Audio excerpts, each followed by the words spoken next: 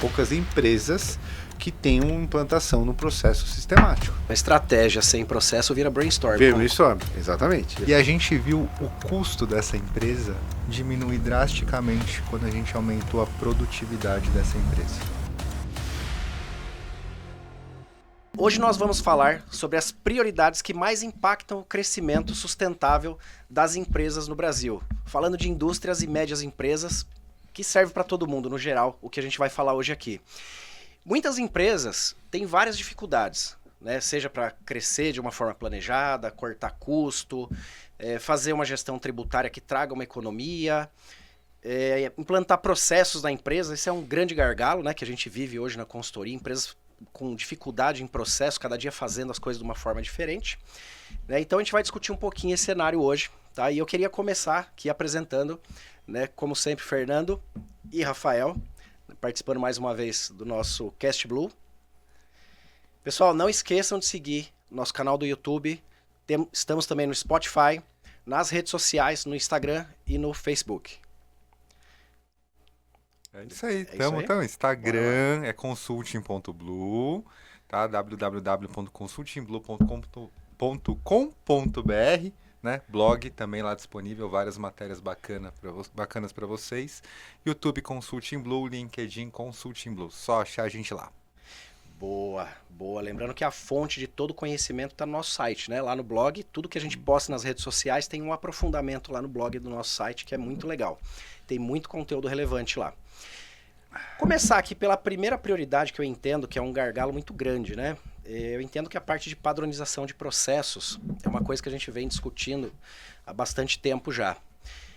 Fernando, perguntando para você aqui primeiro, cara, você que está ali na linha de frente dos projetos de consultoria, né? A gente tem várias empresas de pequeno, médio e grande porte ali no nosso atendimento, né? Existe algum tipo de processo que mais impacta as empresas hoje? Bom, pessoal, boa tarde, bom dia, boa noite, não sei que horas vocês estão assistindo. Sim, Sandro, a gente observa bastante que a empresa, quando ela vai crescendo, ela vai mudando o nível de prioridade, né, e nível de amadurecimento, né? Perfeito. E com isso o processo ele tem que andar junto, né? Não tem como a gente entender que o processo com duas pessoas será o mesmo do mesmo processo com 10, com 50, com 100 pessoas, né? Então, ou seja, o amadurecimento do processo está diretamente relacionado com o amadurecimento das pessoas, né? E um dos pontos que a gente percebe é que quando você vai crescendo, se você não dá um passo para trás, aquele processo que você achou que era eficaz lá atrás, ele começa a ser obsoleto, mas você não começa a perceber essa transição. E aí, quais são os riscos disso? Primeiro risco, você começa a burocratizar algo que na época era tudo bem, mas agora passa a não fazer sentido, né? Segundo, você diminui o nível de comunicação na empresa. Por quê? Se eu estou falando com 3, 4, 10 pessoas, eu consigo fazer de uma forma simples. A partir do momento que eu começo a criar times, começo a ter mais complexidade, aquele processo ele começa a ter que ser mais complexo de uma forma simples. Ou seja, eu tenho uma complexidade maior para informar, mas eu tenho que simplificar cada vez mais o processo, né? Então, respondendo a sua pergunta, Sandro, o processo ele é um organismo vivo, né? Assim como uma empresa, assim como um ser humano. Então a gente precisa cada vez mais da tomada de consciência, ter cada vez mais tomada de consciência e refletir. A gente faz isso na Consulting Blue todo ano. Todo ano a gente para, ou a cada 3 meses, a gente para com ciclos, entendendo? Cara, essa estratégia está no caminho? Porque dependendo da forma com que a gente pensa, do ponto de vista de estratégia, o processo ele precisa ser mudado, né? Então, normalmente, quando a gente começa a entender as empresas, elas... eu tenho um processo ruim, eu tenho um processo... Às vezes o processo ele tem que não tá lá, né? Eu vou dar um exemplo prático para a gente entender por que o processo se conecta a uma estratégia, né? Sendo um pouquinho mais aberto. A gente fez um projeto de uma empresa bem grande, né? Em que a matéria-prima dessa empresa ela era ela era colocada no galpão praticamente Distante, 30 minutos, 40 minutos da planta de Fabril. E na planta Fabril ele tinha expedição. Então veja, a matéria-prima da fábrica estava longe, né? E tinha uma operação que ela vinha e voltava. Então você tinha horário do transporte. Saía da fábrica, ia para pegar a matéria-prima, saía da matéria-prima, voltava para a fábrica, isso toda vez. Ou seja, zero espaço de improviso. Zero Faltou espaço. um planejamento, Já foi, parou. né? Então, ou seja, se você fala assim, legal, aí o que eles fizeram? Eles investiram num sistema para fazer o controle do processo do material, para fazer um picking de separação e etc, etc, etc. E aí eu comecei a analisar e falei, gente, que doideira, cara. O que eles colocaram além disso? A fábrica que solicitava o material. A fábrica solicitava o material. Aí no PCP tinham 12 programadores. Eles colocavam no sistema. Esse sistema, ele mandava um negócio lá pro pessoal, e o pessoal, eles entendiam e separavam o material, e vai e volta caminhão, certo? De repente, a matéria-prima chegava na fábrica e ia embora. Essa mesma matéria-prima, o outro programador precisava. Pedia, aí aquela mesma matéria-prima estava lá, ela voltava para a fábrica. Então, voltava. Então, assim, de quanto nós estamos falando... Né? Quando nós estamos falando, e quanto mais investimento tecnológico, se investiram mais de 600 mil nessa tecnologia, se investia por mês, ou jogava fora, mais de 600 mil de frete, porque ele ia e voltava. O que a gente fez? Não faz sentido isso. Nem no investimento dessa tecnologia e nem no processo de ida e volta. O que a gente fez? Pega a matéria-prima e coloque na fábrica. Simples assim. Né? Pegue o PCP e ele que vai programar o material, não a fábrica pedir. Certo? Se eu já sei a demanda, eu sei como que eu vou programar a matéria-prima. O que a gente fez? A gente conseguia, através de junção de várias horas de produção, você já saber quanto de material você vai usar naquele dia. Não vai e volta. Então, e o que a gente fez? Não tem espaço na fábrica. Então nós estamos falando de coloca, cara, só a curva A. E o frete ia buscar a curva B e C, por exemplo. Que foi exatamente isso. Só a curva A ficou lá na fábrica. Ou seja, 70% da matéria-prima já estava na fábrica. Estamos falando de 700 mil a 800 mil por mês de economia neste processo. Aí você vai perguntar para mim, Sandro, mas... Cara, que loucura é essa, cara? É loucura, Sandro. Por que é loucura? Alguém, num determinado momento... pontualmente falou, cara, coloque a matéria-prima em tal lugar, porque vai ter tal coisa na expedição, portanto não pode mais ficar matéria-prima nesse local. O que aconteceu? Foi feito tudo isso. Só que ao invés de dar um passo para trás, olhar e, cara, não faz sentido. Eu tenho que aproximar a matéria-prima. Eles bancaram. Melhoraram. Quanto tempo durou essa operação? Durante quanto tempo ficou praticamente 3 anos, 3 anos e meio. Que eles tomaram a decisão há 3 anos e meio atrás, né, naquela época, e não, vamos fazer isso. E não só fizeram isso, como foi isso que o Rafa falou, cara, eles bancaram a melhoria da operação. A tecnologia. Melhorou a tecnologia, investiu a tecnologia, investiu no software, investiu nas pessoas, investiu no mecanismo do frete de controle. Então, assim, onde que eu quero chegar, né? Só para exemplificar, e nós estamos falando de uma empresa grande. Tá? Não estamos falando de uma empresinha, estamos falando de uma empresa grande. Então, aonde que eu quero chegar exemplificando isso? O processo, é inevitável que eu tenha um processo. Eu não tenho uma empresa que não tenha um processo. Agora, o problema é que tem que tomar um certo cuidado, é que quando a gente amadurece a empresa, ou muda alguma coisa dentro de uma lógica, eu tenho que fazer um questionamento. Certo? Eu tenho que entender se aquele caminho, daquele processo, faz sentido eu continuar investindo. Né? Então, por isso que o gargalo nesse caso eu não fabrico mais porque eu não tenho matéria-prima. Essa era a dor. E, portanto, foram investindo em tecnologia, em caminhão, para que eu tenha matéria-prima. Cara, fazendo uma conta de cabeça aqui, rasgaram entre 30 e 40 milhões, né? Sem dúvida. Você falou sem 800 dúvida. mil por mês, Por mês, durante por 3 mês. anos e alguma Mas coisa. é isso aí. Mais o investimento em tecnologia para controlar tudo isso. Exatamente. Fora investimento em tecnologia, em hardware, porque tiveram que colocar isso. Investimento em caminhão, para você transportar. Então, tudo isso ativaram muita coisa para resolver um problema que era só colocar o material. Juro por Deus. E ninguém pensou em colocar a curva A. Não cabe. Não, não só cabe tudo. Não cabe tudo, exato. Mas e se a gente colocar só curvar? Só para você ter uma ideia, fizemos uma medida, saiu de 800 mil, 700 mil de frete por mês para 30. Não dava para colocar a produção da semana? Não era viável também, por exemplo? Então, da curva B e C daria. A curva A não precisava nem pedir. Entendeu? O cara só pedia exatamente isso. O que não estava no A. Então o caminhão ele saía só para buscar o B e o C. Então ele saía uma vez a cada 3 dias. Ia lá, buscava só o do B e só o do C. E aí ele colocava no estoquinho ali. Porque ele tinha vários outros de material que realmente não cabia o espaço.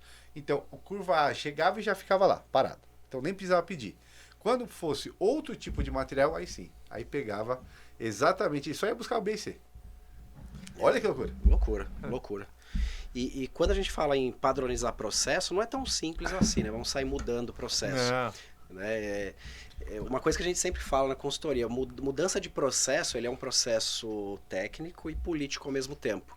Se a gente não envolver as pessoas, essa mudança provavelmente não vai funcionar, né? Não adianta ser top-down e a gente só determinar qual é o novo processo e o pessoal embaixo não entender muito bem, né? Por isso que a fase ali de mapear o processo, entender, participar com todo mundo é importante, né? Senão o pessoal não entende, não cumpre o processo ou cria ideias malucas igual você falou aí, né, Fernando? E não só cria, né? É como o Fernando falou, quando a empresa cresce, a burocracia cresce. Cresce junto. Porque exato. você antes conversava direto com o seu funcionário. Agora você, em tese, precisa conversar com alguém que vai conversar com alguém que vai conversar com alguém. É isso aí. Entendeu? É isso aí. E quando você escala dessa forma, que são um dos problemas de processo, né? Porque até então eu falava, Fernando, faz isso aqui pra mim. O Fernando ia lá e lá e faz. Mexeu. Fazia, resolvia, tava resolvido. Agora não, tem que falar pro Fernando, que vai falar pro Sandro, que vai falar pra sabe-se lá quem, pra isso acontecer. E aí eu fico me perguntando, né, nesse exemplo que o Fernando deu, né, o empresário que tá vendo a gente tá falando assim, eu não tenho uma coisa dessa na minha empresa.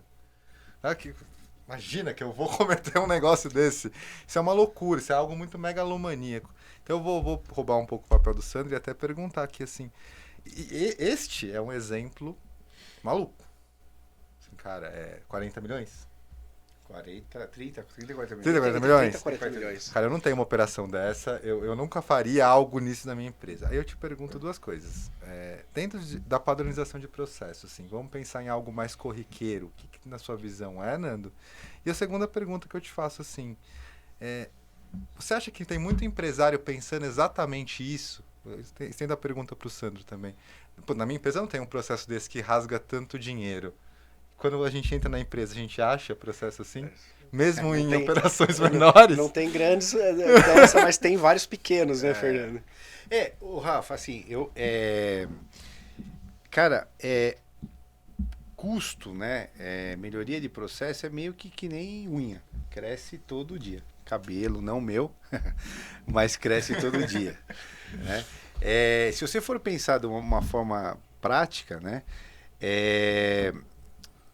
Analisar, né, o cenário é entender as dores. Né? Primeira coisa, é entender as dores. Então, se você for pensar, do ponto de vista prático, olhando de fora para dentro, se você for imaginar de fora para dentro, um processo que praticamente ninguém sistematiza, para não falar ninguém, poucas pessoas que eu já encontrei, empresas, é um processo de estratégico. Um processo sistemático para discussão estratégica. Né? Então, poucas empresas que têm uma implantação no processo sistemático. Fernando, é só processo? É um processo sistemático. É um processo também, de desenvolver uma estratégia. Desenvolver uma estratégia. Né? quanto em quanto tempo nós vamos discutir a estratégia? De quanto em quanto tempo vamos entender isso? Que uma estratégia sem processo vira brainstorm. Vira brainstorm, exatamente. Vira brainstorm. Quem sempre brinca, cara, se não tem um processo numa estratégia, você diz que nem conversar no boteco. Pega lá uma cervejinha e cada um faz um brainstorm, e tá tudo bem. Cheio de ideia, Cheio de ideia. ideias legais, Sem implantação nenhuma. mas quase nenhuma vai para frente. Exatamente. Então, a sistematização disso faz com que o processo estratégico ele tenha alinhado. Então, a pessoa que, respondendo a sua pergunta, tem, por exemplo, um restaurante, tem uma indústria, vamos pegar um caso um pouco mais emblemático, uma indústria, certo? Uma indústria alimentícia. Vamos pegar uma indústria alimentícia, ok? Cara, ele fatura seus 300 mil reais, por exemplo, mês. Né? Uma indústria alimentícia. Vamos pegar um caso, 200 mil reais a 500 mil reais, esse cara ele vende vamos dizer que ele pro comércio varejista. Ele também vende para o food service, ele vende para outro tipo de canal. Vamos pensar nesse cenário aqui, né? Vamos dizer que ele está crescendo e ele começa a ter a primeira dor. Quando o cara começa a crescer, olhando de fora para dentro. Processo de planejamento tributário. Rapaz, eu vou ter que abrir no meu simples, eu vou abrir no lucro real, eu vou fazer uma outra empresa porque eu vou distribuir para diminuir ST, eu vou comprar não sei o que lá, eu vou comprar, importar o material, matéria-prima, porque daí ou não, eu vou comprar local, porque daí eu consigo melhorar meu imposto, porque eu consigo vender para o meu distribuidor, distribuidor vender para o meu varejista. Aqui no canal Food eu vou ter uma outra estratégia. Ou seja, ele saiu de 200, passou aí para 500, ele tem montador do processo tributário. O sistema do processo tributário. E depois ele aumentou para 1 milhão. Opa! Aí eu estou fazendo interestadual. Aí eu tenho uma alíquota geralmente diferente. O cara chega no milhão e começa a vender para fora do estado. Vender para fora do estado, não é? Exatamente. E aí, eu estava vendendo aqui, já estava complicado. Esse processo de planejamento tributário. Aí agora, estou vendendo para fora do estado. Pô, legal, tu saí da minha região, eu tenho uma alíquota de imposto. Cara, eu continuo com a mesma empresa? Eu tenho duas. Aí eu uma filial lá, uma filial, sede, sei lá. Faço o quê? Então, processo de planejamento tributário. Depois, vamos discutir processo de planejamento de penetração na região A, B, C, D. Aí você vai descendo processo de planejamento industrial, processo de SNOP, para você conseguir discutir os ressuprimentos, o supply, suprimento. Ou seja, quando a gente fala em processo, a gente está falando em sistematização de algo. Que eu posso estar num RP, está sistematizado, nota entrou, ou que eu posso estar em macro processo, como estamos discutindo aqui. Exato. E se a gente não mapear, normalmente os principais erros, respondendo o que o Rafa falou aqui, ele está justamente em minimizar a sistematização de macro processo. Minimiza isso. Ah, mas aí eu vejo com o meu contador. Ah, mas aí, isso aí eu vejo com o meu advogado. Não. Aí que a gente ganha o campeonato. Aí que é o negócio que é importante. Porque eu não posso deixar para o meu advogado. Eu não posso deixar para o meu contador. Porque isso é um processo sistemático e ele vai acontecer toda vez que você começar a crescer. Exato. Entendeu? Esse E aí cara geralmente vai olhar só a pontinha do Só iceberg ponta. ali, que é crédito tributário. É Quanto isso, que eu tenho de crédito é a isso. recuperar? Isso daí é Exato. o mais simples de todos, né? Porque a gente tem que entender que quando eu estou falando em processo tributário, eu estou falando em processo de operação junto. Porque não é simplesmente mandar a nota aqui. Não é isso que nós estamos falando. Eu tenho uma operação por trás, que eu tenho um frete. Eu tenho que entregar em tal lugar. Que eu estou saindo de um lugar para o outro. Entre outras coisas, né? Então, eu estou falando de uma coisa um pouco mais assim. Eu estou falando de modelagem. Modelagem, exatamente. Como é que eu faço a modelagem disso tudo? E aí você fala, qual que é o meu processo financeiro? Neste mercado de food, eu tenho um ciclo menor de recebimento. Nesse mercado de varejo, eu tenho um ciclo maior de recebimento. Aí eu tenho processo de modelagem financeira.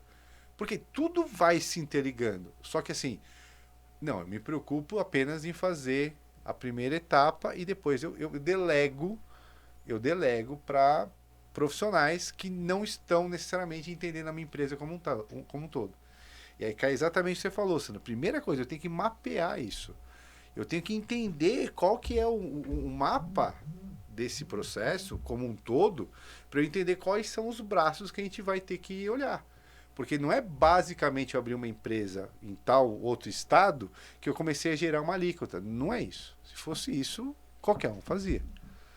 Exato. Né? Então, assim, a cadeia é um pouco mais longa, né? De repente, uma pequena estratégia ali de colocar 10 ml a mais na sua água, você muda de tributação. É isso. Vocês perguntam por que a água não é 500 ml exatamente, é 510, né? Perfeito. Tem uma questão essa fala do Nando, por exemplo, que é maravilhosa, isso aí é para o pessoal anotar, né? Porque eu acho que o que o Nando trouxe aqui é o processo que a gente não vê. Quando pensa em processo, você pensa, sei lá, processo de produção, processo de estoque, que a gente falou há pouco, esse processo mais materializado. Mas quando a gente vai para o processo estratégico de revisitar o que está acontecendo, quando a gente vai para o tributário, muita gente vê o tributário, sobretudo, como o Nando falou, contador. Contador resolve todo o meu tributário. Mas tem uma estratégia por trás. Quando você coloca isso na sua empresa como algo a ser revisitado com determinada constância ou aprimorado constantemente, certo? A sua visão, você começa a entender que o crescimento não é uma dor, ele é uma etapa. Porque quando você crescer de novo, porque você falou, vender para outro estado. E quando for vender para outro país? Perfeito. E aí você vai falar com o seu contador e falar, então... Não, você entendeu qual que é a lógica disso. Você vai ter capacidade de ter um processo interno de análise e avaliação, inclusive para decidir se você vai para fora ou se você não vai. Se você tem condição de ir para fora. Se a sua operação é rentável o bastante, seu custo operacional ele é competitivo. Tendo em consideração, por exemplo, o tributo de um outro país, de um outro estado. Né? São Paulo é diferente de Alagoas. A gente tem empresas que fazem interestadual que a gente divide ali os impostos, as alíquotas para poder entender. Então, eu acho que a principal coisa que o Nando traz aqui para nós é que o processo ele está muito além de uma produção, de uma cadeia de estoque. Ele está na diretoria, ele está na estratégia da empresa como um todo. De expansão, de abrir novo mercado, de recuar de um mercado até, por que não? Né? Apostamos nesse mercado, não estávamos estruturados para isso, agora estamos voltando. Então, eu acho que é quebrar essa mística de que processo está só ali no... ou seja, tem no operacional. No operacional. Né? O processo está em tudo. Né? É porque eu acho que é uma lógica de raciocínio da maioria dos empresários que o processo é uma coisa muito operacional. Exato. Exato. Rafa, e o mito de processo engessa a minha empresa? O que você acha Boa disso? pergunta. Eu escuto bastante gente Essa falar é isso. uma boa pergunta. O processo vai engessar meu negócio. Essa é uma excelente Porque eu vou ter que sempre cumprir do mesmo jeito. É isso, Rafa? O que você pensa disso? Eu enxergo isso. Acho que o Fernando respondeu isso agora há pouco. Que o processo ele é uma coisa viva e ele está aqui para simplificar e não para burocratizar. Então, se ele está engessando a sua empresa...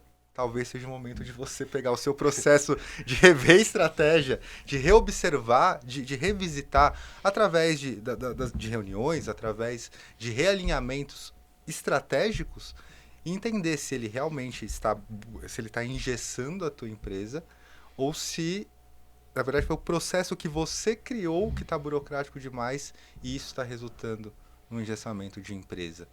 Entendeu? Ou se não, é uma percepção sua, você acha que engessa. Mas, na verdade, se não for feito daquele determinado jeito, na verdade, vai ter um problema, dependente de onde for. Existem certas coisas que não tem como serem feitas de outra forma. Exato. Então, se você monta uma peça, a peça precisa ser igual. Então, realmente, não é que engessa a sua empresa. É que, se não for feito assim, não dá. Eu vou colocar aqui, eu vou colocar como baseando na metodologia Lean, tá? Para quem não conhece, produção enxuta Lean Manufacturing, tá? Ela tem dentro dessa metodologia, ela tem um braço chamado mapa da cadeia de valor, tá? E é justamente isso que você identifica, né? Onde que é burocrático e eu posso matar, que não faz o menor sentido, que é o exemplo que eu dei do caminhão, né, que vai de um lado, desnecessárias e que não agregam valor. Não agregam valor. Não agregou valor, e sempre tem que entender que agregar valor é olhando do cliente para trás, não daqui para lá. Tudo que não agrega valor e o cliente não pagaria mais por isso, pode cortar. Não faz o menor sentido. Se está padronizado, desapega e tira do seu processo. Tudo que é necessário e que agrega valor, não só tem que estar, como tem que ser monitorado e tem que ser olha a palavra que eu falo, aperfeiçoado. Não é porque tá de um jeito que eu paro ali, mas de qualquer maneira ele tem que ter. Ou seja, isso agrega valor. Eu preciso ter isso. E você tem outros que é legal. Ou seja, não tem como eu não emitir uma nota fiscal. Por exemplo. Ah, mas eu preciso do contador. Tá bom, é legal. Então, assim, tem obrigações que você não pode deixar de cumprir. Não pode, nem que melhore ou piore, você pode até acelerar, mas são processos legais que têm que ser cumpridos, né? Então, a cadeia de valor, ela realmente determina isso. Para ela não engessar, mas ao mesmo tempo entender, cara, isso aqui agrega valor. Eu preciso que isso seja feito.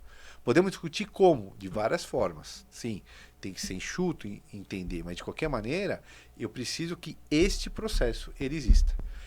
Né? E quando o processo ele não agrega valor, aí de fato não precisa melhorar ele. Tira. Simplesmente elimina. E aí que vem a palavra do Lean, né? Que seria o desperdício. Um dos mudados, uma das premissas é eliminação de desperdício. Tá?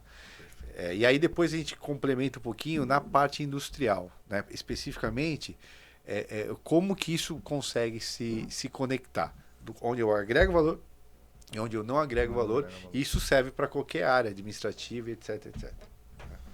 Muito bom. Ô Rafa, você que é um homem de finanças também, qual que é o impacto, né, dos processos quando a gente olha para custos dentro de um negócio? O que você acha, o quanto impacta o custo quando você tem bons processos ou mau processo? Como é que isso se reflete lá no financeiro e nos números?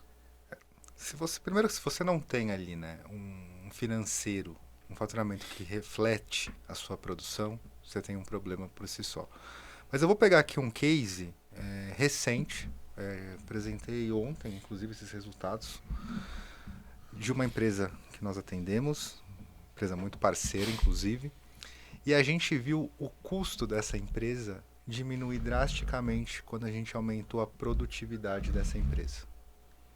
Tá? Por que o custo dela diminui quando eu aumento a produtividade através de não só instauração de novos processos, mas a evolução de determinados processos? Seja fabril, tá? Seja de expedição, seja de uma série de outras coisas. Então, desde a ampliação, porque melhorar um processo, ele também está ligado ao investimento, muitas vezes.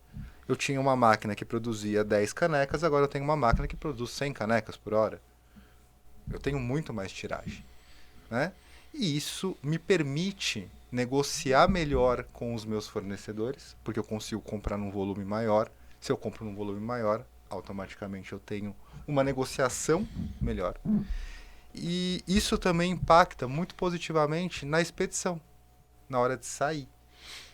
Então eu preciso entregar o meu produto, seja lá, independente do que você vende.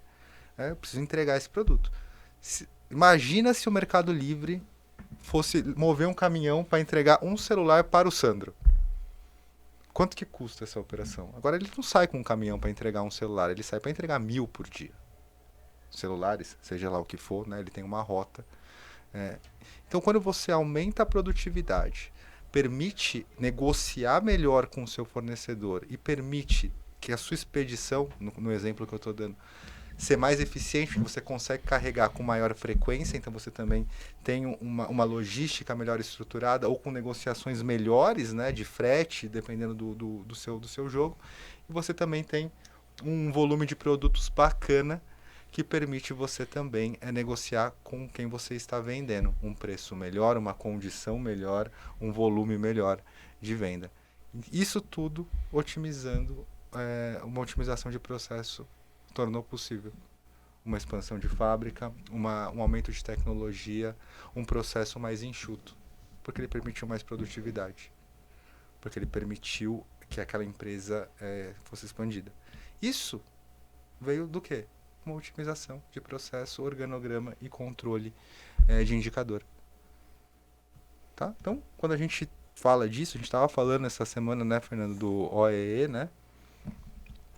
Como que a gente mede? Traduz o OEE para quem não conhece, Rafa. OEE, Fernando.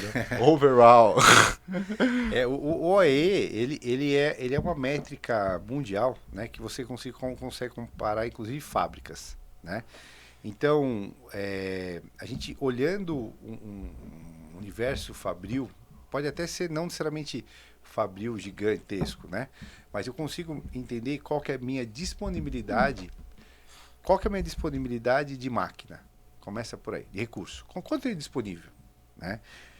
Depois, quanto que eu faço de prática? Então, eu tenho uma disponibilidade, sei lá, de tantas horas, e nessas horas eu sei que eu tenho X de possibilidade de fazer. Peças, litros, e quanto de qualidade eu solto na ponta. O OE, ele junta essas três métricas, né? Então, por exemplo... Produtividade, o desempenho... na verdade, disponibilidade, o quanto que eu faço de produtividade e, finalmente, índice de qualidade. Então, ele multiplicando esses três, ele me dá OE, né? Então, e aí, o que traduz isso, né? O percentual final, ele vai mostrar quão a gente consegue usar o equipamento. Overall efficient equipment. Então, ou seja, o quão eficiente é sua operação. Vou fazer uma pegadinha aqui com ele, o Rafa, agora. OE médio do Brasil e OE médio numa Alemanha, por exemplo. Então, 60, onde é chegar. 80. Então, assim, o que acontece?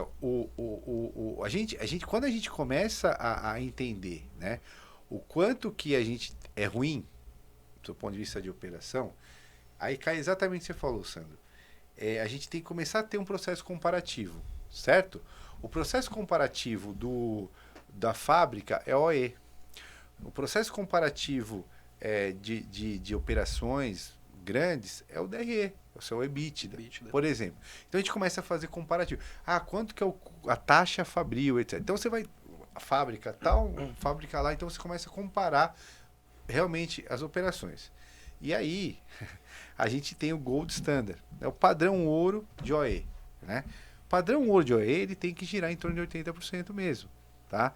80% a gente tem que falar, cara, o cara consegue mais de 80%, legal, bacana, muito bom, mas, cara, não é tão simples conseguir 80%. Poucas empresas no Brasil que conseguem 80%. No Brasil, essa taxa cai para 60%, para 50%. Então, quer dizer o seguinte... 57%, se eu não me engano. O que a gente tem aqui no Brasil é uma oportunidade, né? Então, assim, eu conheço bastante processo Lean de operação, né? Com várias semanas Kaizen. Aqui no Brasil, pelo menos, cara, a gente tem cliente pra caramba, roda muito cliente. Eu não conheço ninguém que implantou Lean. Essa metodologia é da década de 60. Década de 60. E aí cai exatamente o que você falou. Nós estamos falando da Alemanha. Toda fábrica é Lean. Não tem uma que não conheça isso. Pelo menos que eu tenho conhecimento. Até quem acha que tem uma fábrica Lean, na verdade, não tem. tem. Ele aplica alguns conceitos. Alguma coisa, exatamente. Não é que tem o conceito. E você percebe que as pessoas das posições que a gente conversa não sabem nem o que é isso. Não é que não aplicou. Não tem nenhum conceito. Onde eu quero chegar com tudo isso? Cara, nós estamos falando de uma eficiência de 80 lá fora e uma eficiência de 50 aqui. Cara, como é que a gente vai ter custo? Entendeu? Como é que a gente vai conseguir ter margem? Né? Então, como é que eu faço isso? Melhorando o processo. Se eu não melhorar processo, não adianta. Você nunca vai sair de 50. Então, a gente tem um mercado brasileiro com muita oportunidade. Mas muita oportunidade. Muita oportunidade. Por quê? Porque se eu estou muito longe do mercado mundial, eu tenho muita oportunidade para chegar lá. E hoje eu não tenho isso. No Brasil, infelizmente, e não estou falando problema de mão de obra, não. Não. OE é muito além da mão de obra. Tá certo? Todo mundo fala, eu tenho um problema de mão de obra. Não. Você tem um problema de gestão. E a partir do problema de gestão, se torna um problema corriqueiro, problema de mão de obra. Agora, você não tem investimento em manutenção. Você não tem um planejamento fabril. Você não tem uma padronização de produto, de processo. Você só vai inchando a folha. Você só vai colocando gente. Você não vai investir em tecnologia, não tem um planejamento de investimento em tecnologia. Realmente, a fábrica ficando obsoleta. Vai ficando obsoleto. É aí que a gente começa a entrar num outro gargalo que é muito comum, que é o que o Fernando acabou de citar aqui, para até introduzir um novo gargalo aqui, que é a gestão de pessoas. Né? Gestão de pessoas. Cara, não é falta de mão de obra. Na verdade, eu tenho falta de gerenciamento, falta de consciência da mão de obra. Tanto que a diferença da produtividade também do Brasil para um país de primeiro mundo, na eficiência da mão de obra, também é quase a mesma coisa, né? É gritante essa diferença da produtividade, né? Como que você enxerga hoje na realidade da empresa que geralmente a gente atende aqui a situação da mão de obra, né? Falando também na parte de produtividade, né? Que impacta a produtividade, né? Por que que esse é um grande problema? Ô Sandro, eu vou responder acho que com dois cases, né? Eu acho que dois cases provocativos, vamos dizer assim, né? O que acontece? Imagina que você tem uma operação, que é um case real, tá? Em que ele necessita de uma mão de obra, né? Com uma frequência. Ou seja, existe uma contratação de 30, 40 pessoas por mês, tá? Então, isso é um dado. Ou seja, eu contrato de 30 a 40 pessoas por mês, certo? Quando eu começo a entrar nesse nível, qual que é a dor? Cara, eu não tenho mão de obra boa disponível. É justo. Pô, tô contratando 30, 40. Cara, para você conseguir 30, Principalmente 40... se ele não tiver num grande centro metropolitano. Exatamente. Aí principalmente se não tiver. mais Legal. a situação. Então, aí você tem duas opções. Aí você vai olhar para a gestão. Então, essa empresa, ela deve ter um processo de recrutamento e seleção top. A outra coisa, ela deve ter um processo de treinamento de uma universidade, de formar pessoas top. Essa empresa, cara, ela deve ter um processo de retenção na empresa dela top. Pô, se eu estou contratando 3 a 40 pessoas, eu preciso ter um processo sistemático top para eu conseguir cada vez preencher melhores vagas. Aí você fala, não, Fernando, não tenho nada disso. O que eu faço? Eu fico contratando. Aí não tem mão de obra. Aí você não tem mão de obra suficiente para suprir uma demanda. Agora, se eu ficar só na reclamação, tá certo? Você não vai preencher só essa vaga. Então, qual que é o canal de eficiência? O canal de eficiência é eu enxergar, dar um passo para trás e entender a minha gestão. Tá certo? Então, falando desse case, eu preciso investir em todos os canais. Eu preciso realmente ter uma captura de pessoas importante, certo? Eu preciso ter um processo interno de treinamento e padronização constante. Eu não posso parar. Eu preciso ter um processo de educacional em que eu traga pessoas que não estão ainda nesse perfil, mas eu consiga formar elas, tipo o Senai, Senac são dos exemplos. Eu estou formando jovem para daqui a pouco ele vir para a minha empresa. Né? Os programas de trainee é para isso. É isso, eu estou prevendo uma necessidade daqui a pouco na planta lá da X, lá de Piauí. Como é que eu formo o cara? Não, tem que formar aqui e levo ele para lá. Mas eu tenho que ter um programa. Na hora que eu precisar, eu não posso, vamos ver se tem alguém lá. Não vai ter alguém lá. Então eu tenho que ter um processo. Eu tenho que ter um processo de retenção. Tem que ter um processo de retenção. Os caras melhores eu vou ter que reter. Agora, se eu não tenho nada disso, qual que é a dor? Falta de mão de obra. Qual que é a dor? Falta de mão de obra competente. Cara, vamos fazer tudo isso? Vamos, mas dá trabalho. Né? Então esse é o primeiro ponto. Então assim, respondendo a primeira pergunta que você fez. Nesse case, o problema não está no problema da mão de obra ainda. Ele está no processo de gestão do ciclo sistemático do processo. Que tem que ter várias coisas. Aí trazendo para a pessoa, o nosso funcionário, a pessoa que trabalha, certo? O nível de produtividade ele é muito baixo.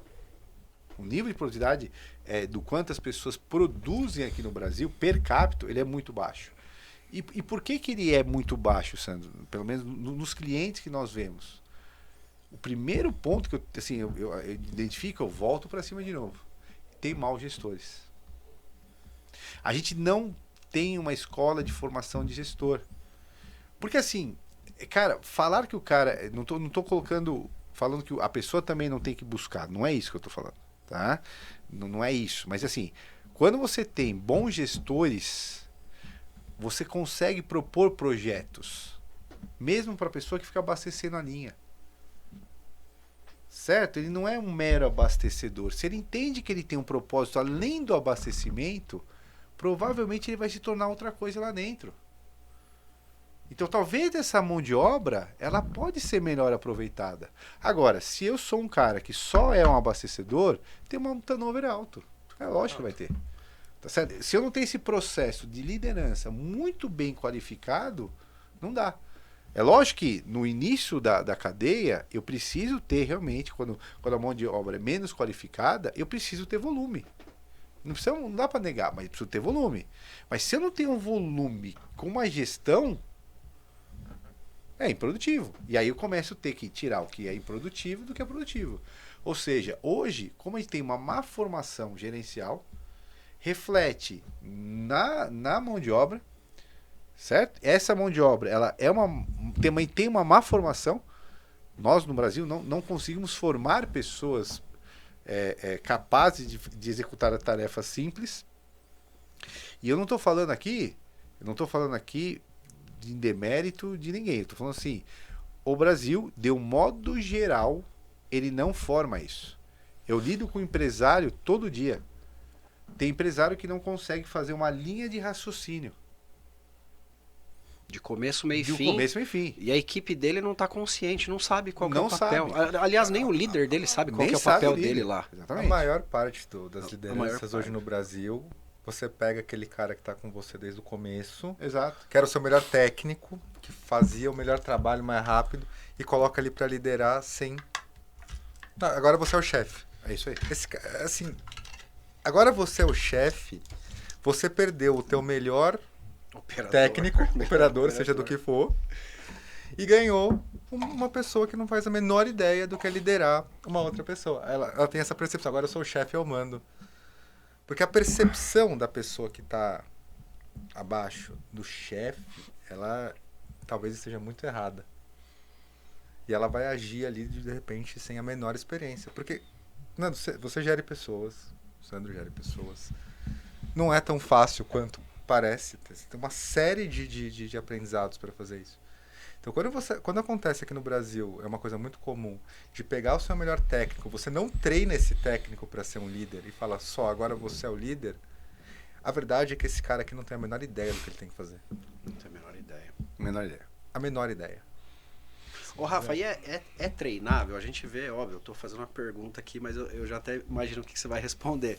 Dá para recuperar esse cara que, assim, é um cara de confiança, não sabe fazer gestão, mas o cara tá com boa vontade?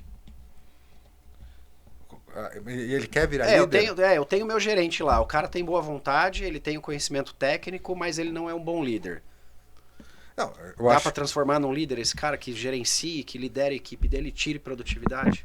Eu acredito que tudo é treinável, né? Tudo é treinável. Eu acho que o grande erro nessa história toda é você pegar a pessoa do nada e colocar ela lá, sem preparar ela. Porque na preparação você vai entender se dá ou se não dá. Entendeu? Ou a capacidade daquela pessoa, a vontade, até a aptidão, tá? Como o Fernando falou, não é demérito de ninguém, mas assim como eu, Rafael, não sei consertar uma pia, eu chamo alguém para consertar para mim. Entendeu? Mérito da pessoa que sabe, demérito meu que não sei, mas para mim isso é uma coisa que nunca fez muito sentido. Significa que eu, Rafael, não posso aprender a consertar uma pia?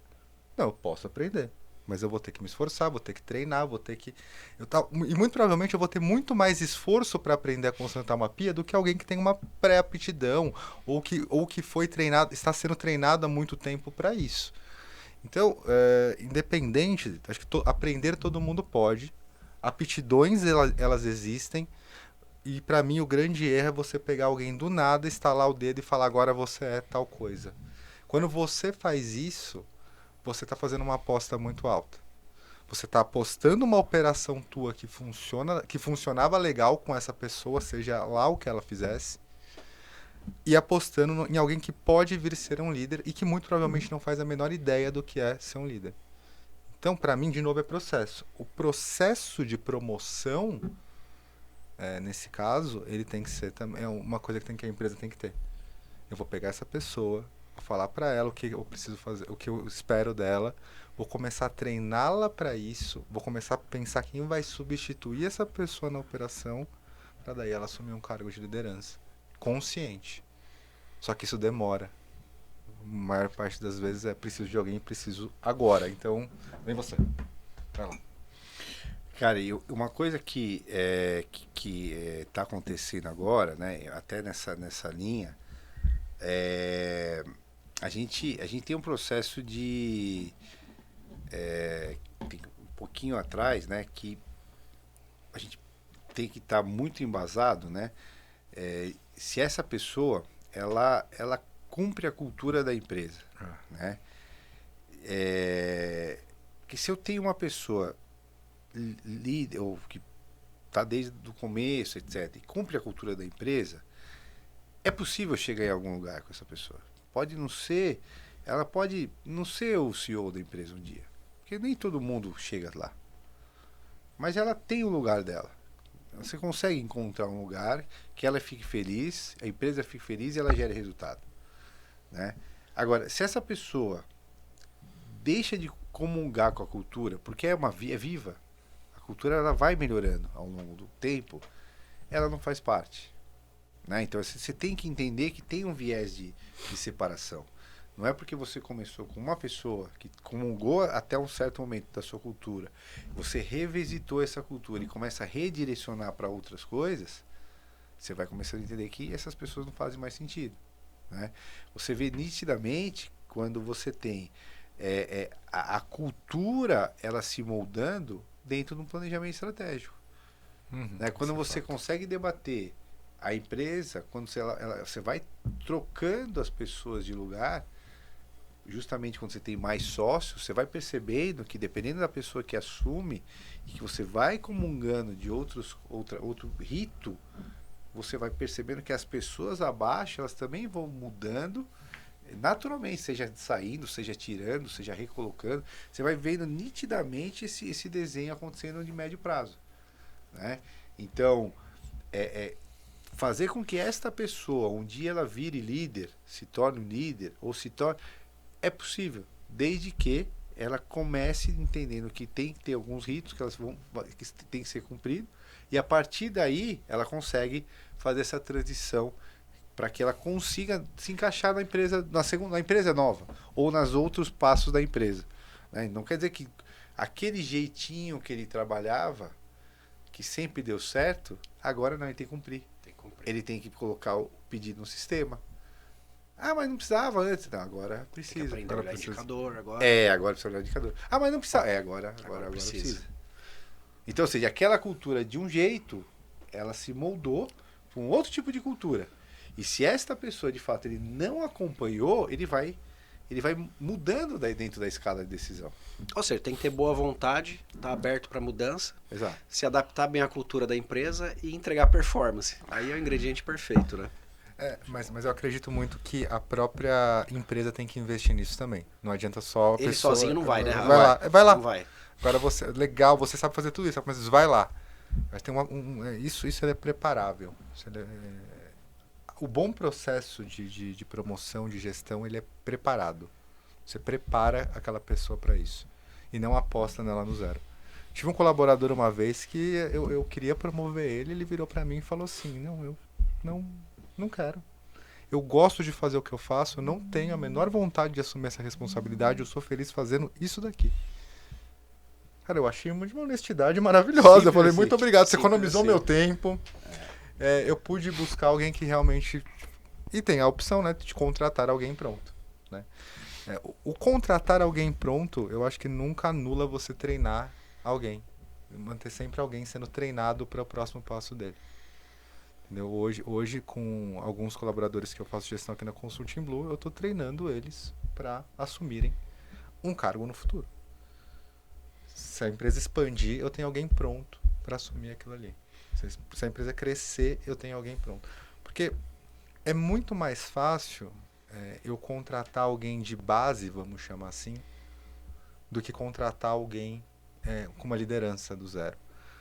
Porque por mais que seja o profissional mais incrível do mercado, com toda a consciência, esse cara até pegar minha cultura, a cultura aqui da empresa, entender os nossos trejeitos, entender os nossos processos, entender o que é importante para nós, entender os nossos clientes e assim por diante, querendo ou não, eu posso pegar o cara PhD. Eu ainda vou ter que treinar esse cara um tempão. O cara que está aqui comigo já 6 meses, 1 ano, 2 anos, ele já entendeu boa parte da minha cultura, ele já entendeu como a gente funciona e ele já está sendo treinado para liderar coisas menores, depois coisas maiores e assim por diante. Então hoje se a Consulting Blue cresce, eu falo, cara, essa pessoa aqui que vai assumir aqui essa cadeira. Cara, muito bom. Exato. Bom, pra gente fechar aqui então, eu queria só fazer um último bate-bola aqui com vocês. Boa. Se vocês pudessem dizer um único tipo de processo que muda, aliás, que ganha campeonato, né? Igual o Fernando costuma falar. Tem coisa que a gente ganha um jogo e tem coisa que faz ganhar campeonato. Boa. Né? Só que eu vou roubar agora, eu vou falar o primeiro, porque senão eu tenho certeza que você vai falar o meu. Se eu dissesse um único processo que tem que ser implantado, eu diria que é o ritual de gestão. Fala, cara, eu não tenho tempo de implantar nada, eu preciso implantar alguma coisa para começar. Ritual de gestão. Certo? São reuniões estruturadas, com dia e hora marcado com a sua equipe, você faz reunião com o seu comercial, uma com o seu financeiro, e exige da sua equipe que desdobre também rituais de gestão para baixo. Né? Não é reunião para resolver problema, é reunião para discutir performance e discutir estratégia sistematicamente. Na minha opinião, eu diria que isso daqui já começa, cara, a mudar o jogo com toda certeza. E vocês?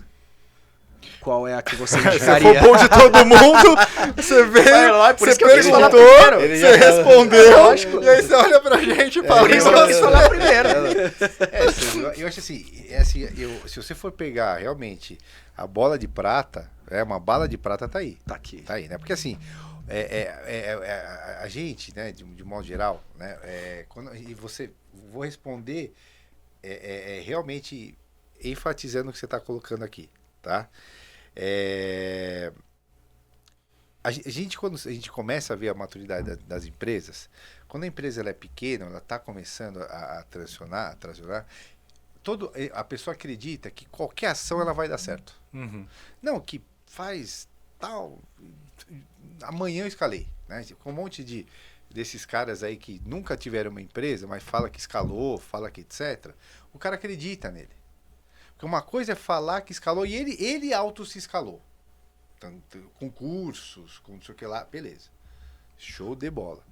Mas ele nunca vivenciou a escala de uma empresa, é diferente. Tá? Então, não estou criticando, estou fazendo umas observações, certo? Então, normalmente, o empresário que vem buscar a gente, às vezes até ele tá legal, tal, mas ele tá imaturo. Porque ele ouve esses caras e fala, cara, é fácil escalar então, cara. Se eu fizer tal coisa, eu escalo. Acabou. E vai embora. Receitinha de bolo, né? Receitinha de bolo. Tá. Então, e aí quando você vê a empresa, ele não faz o básico bem feito. E aí, você vê outras empresas que não. Já entendeu, bateu cabeça, já foi, já voltou, né? Você vê, esse cara já tá mais maduro. Geralmente esse cara que está mais maduro, ele já passou por uma grande Já empresa passou. e teve contato com processos, com ele já indicadores, entendeu com isso. gestão. Não, até empresário, Sandro, que ele teve que contratar pessoas para até conseguir ensiná-lo para fazer alguma coisa nessa linha. Uhum. Esse cara, quando você de fato começa a discutir ritual de gestão para esse cara, tô falando do cara maduro, esse cara faz todo sentido. Porque ele fala, cara, entendi. Porque se eu fizer isso sistematicamente, eu consigo discutir estratégia, eu consigo implantar operação, eu consigo melhorar tal coisa. Esse mesmo ritual de gestão, se você coloca numa pessoa que acha que tem uma bala de prata para crescer, ele não... é isso. É só isso. Entendeu? Ou seja, o ritual de gestão, para você saber fazer, você tem que estar maduro. Você tem que estar consciente. É uma metodologia muito avançada para o imaturo. Extremamente eu já vi gente útil. consultoria com a gente que demora meses para entender Meses. por que o ritual de gestão Então é muda o importante. jogo. Exatamente. Meses. Meses. É isso. Meses. E assim, Mais uma reunião, né? Ele tá participando da reunião e ainda não entendeu. não entendeu. Né? Porque Ele falta não maturidade. entendeu. Exatamente. Ele está percebendo, né, que faz alguma coisa. Mas é só isso. Então, ele não entendeu o que tem por trás. Então, o empresário ou o gestor mais maduro, quando ele olha e fala, meu Deus, isso aqui vai mudar a minha vida mesmo. E muda. E aí outra pessoa, por isso que eu fiz questão de trazer, ele olha e fala assim, é só isso? É uma estruturação de uma reunião estratégica? É uma reunião, só uma reunião? É só uma reunião? Ele não entendeu o que tem por trás daquela metodologia. Ele não entendeu por trás qual o alcance que a gente consegue chegar lá. A quantidade de coisas que você consegue Que amarrar você numa consegue reunião amarrar. dessa. Exatamente. É isso aí. E não só para complementar, não só com equipe, né? Mas existe também o ritual de gestão, que é uma reunião de conselho, por exemplo. Perfeito. Que é um fechamento mensal para você discutir com Perfeito. sócios e conselheiros os rumos da empresa, né? Perfeito. Só para não. Teve uma hora que eu falei da fábrica, né? Só para não deixar desamarrado aí, para a gente, na hora que for falar, ter essa resposta lá. Lá na fábrica, a gente tem que trabalhar muito com o ritmo, tá? E como a gente entende o ritmo, a gente precisa entender um pouquinho tudo que do processo saindo do cliente para a fábrica, ele não agrega valor. Exemplo, levar a mercadoria, o operador sair da máquina e pegar a matéria-prima e voltar para a operação. Enquanto isso, a máquina está parada. Outra coisa, muitas vezes a gente olha a máquina, o cara vem da máquina trabalhar, que nem micro-ondas, ele fica olhando o prato esquentado. Ninguém faz isso. Então, assim, você vê erros bobos, né? Em que você ganha 25% de produtividade de cara, né? Então, sugestão, pegue 7 mudás do Lean Manufacturing, que são os princípios do desperdício. Estude isso. 7 mudás que não tem a ver com processamento, com processo. Ele tem a ver com o que está por trás do processo. Ou seja, andar, transportar, não ter o processo né, olhando a máquina trabalhar. Então, são 7 princípios que, se você resolvê-los, a Toyota que inventou isso tem 75% mapeado. Ainda faltam 25%. Então, imagina você que nem começou. Pois é. Exatamente. Bom, pessoal, se você chegou até aqui é porque você gostou do conteúdo. Então vai no nosso blog, tem muito mais conteúdo bom que nem esse lá. E até a próxima e obrigado, pessoal, por mais essa participação. Valeu, Obrigado, galera. valeu. Obrigado. Valeu, um abraço.